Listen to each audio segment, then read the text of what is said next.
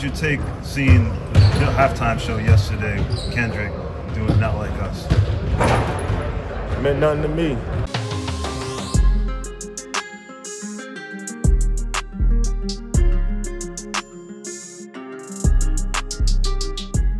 So that was Kevin Durant causing a crap storm on social media with that response. More on this in a moment. Hello again and welcome back to another one. And today we have more that's come to light surrounding Kendrick's historic Super Bowl performance. And we even got a reaction from Drake in response to a video that quote exposes some of the shenanigans surrounding Kendrick's performance and more. And yes, Kendrick continues to set new records. Speaking on setting new records to the point of sounding like a broken record at this point.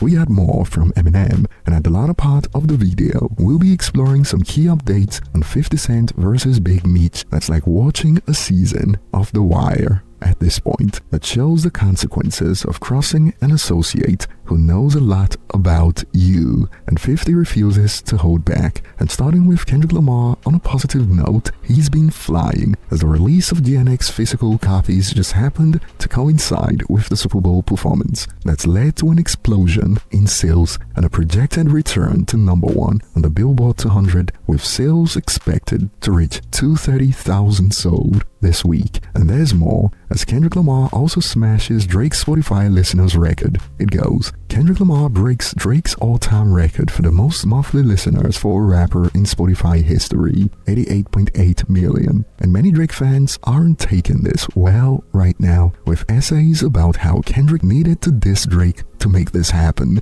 But there's more, as the official halftime show numbers are in that shows Kendrick set the all-time record. It goes, Kendrick Lamar breaks the all-time Super Bowl viewership with 133.5 million viewers. The record was previously held by Michael Jackson in '93 with 133.4 million viewers. And while this is monumental, it also reminded people of Michael Jackson's GOAT status, as posts like these went viral. 133.4 million views in '93 is insane. In economic terms, it is the equivalent of the value of $1 million in '93 compared to the value of $1 million in 2025, if you catch my drift. Crazy. However, Roc Nation's post from Usher's Super Bowl performance in 2024 sparked confusion, as they reported on X back then that Usher did 202.4 million, but apparently Roc Nation included other metrics to inflate the numbers in 2024, as it was actually 123.4 million and not 202. So essentially they were spreading misinformation by omission in 2024. And moving on, NBA legend Kevin Durant wasn't a fan of Kendrick's show, it seems. Check out a snippet. You're a basketball savant, but also a hip-hop savant. Pride yourself on that. So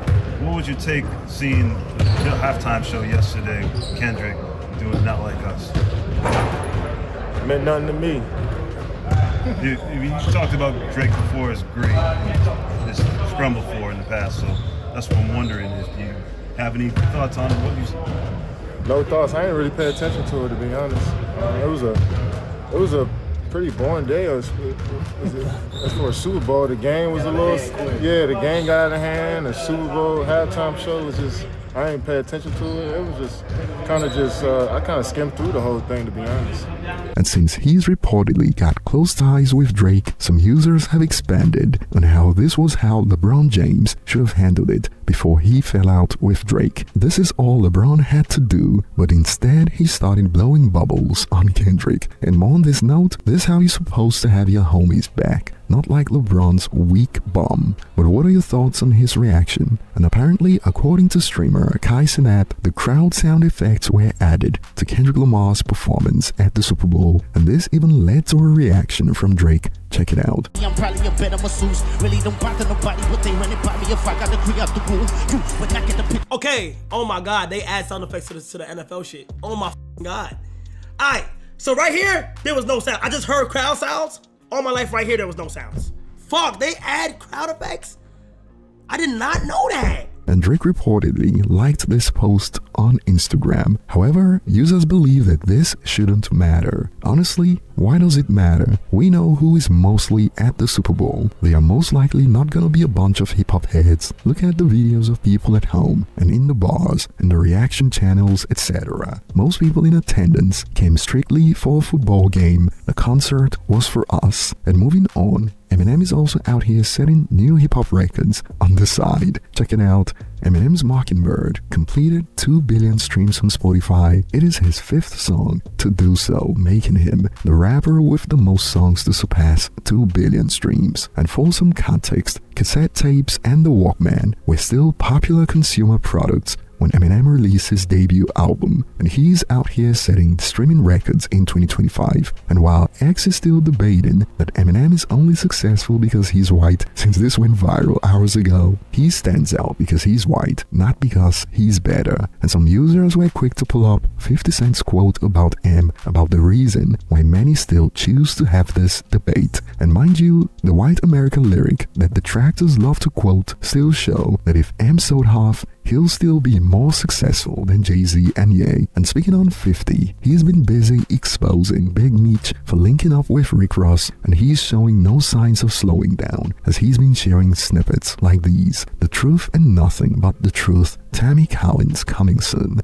The agent testified that Demetrius Flannery was aware of the deal, and that Demetrius had one request, and that his name does not appear in any documents. This was Special Agent Keith Cromer's testimony. CS1 testified, Tammy Collins, that Demetrius Flannery was aware. She signed to be a government informant to give Demetrius Flannery a time cut. She had the courtroom cleared out. If you go on Pacer, pull my docket sheet, you'll see where CS1 requested that the courtroom be closed. Gotcha. Let me ask you a question, Cuffy. At any time during the initial stages of your indictment involving this whole Tammy Collins thing, did you talk to Big Meech, or did you send a message to Big Meech in any way to tell him or to alert him of what was going on? We sent Big Meech certified mail. Big Meech set me up, and Tammy set me up with this thing in 2013. That's the last time I've heard from this nigga. We sent them correspondence through the attorneys, asking him, is he aware that his name is in court sworn documents, and sending me a truckload of cocaine. He never responded. We know he got the mail because we sent everything certified. I have not heard from this nigga of 32 years since they set me up in 2013. So right now, some of the most well-known members of BMF, like J-Bo, for example, J-Bo, he is strangely, suspiciously silent about all these facts that are coming out. I believe J-Bo is from St. Louis, isn't he? He is. Okay. He is. What's your relationship with him? You know, I never knew J-Bo. He was cool with my little brother, Magic, or Wani. He passed on the first BMF indictment. He passed in USP Atlanta from an asthma attack. Got you. So I never knew J-Bo. He was always one of the little homies. But that's a hell of a question, man. When he got home, I think around 2018, I personally told him what the nigga did to me. Right. And the exact words were, man, you sure, You sure, big homie? I said, listen, man, I'm telling you the nigga bad news, homie. This is what I'm telling you, man. So the nigga parted with me with these words with that, I got to holler at the homie, man. He got to explain this shit.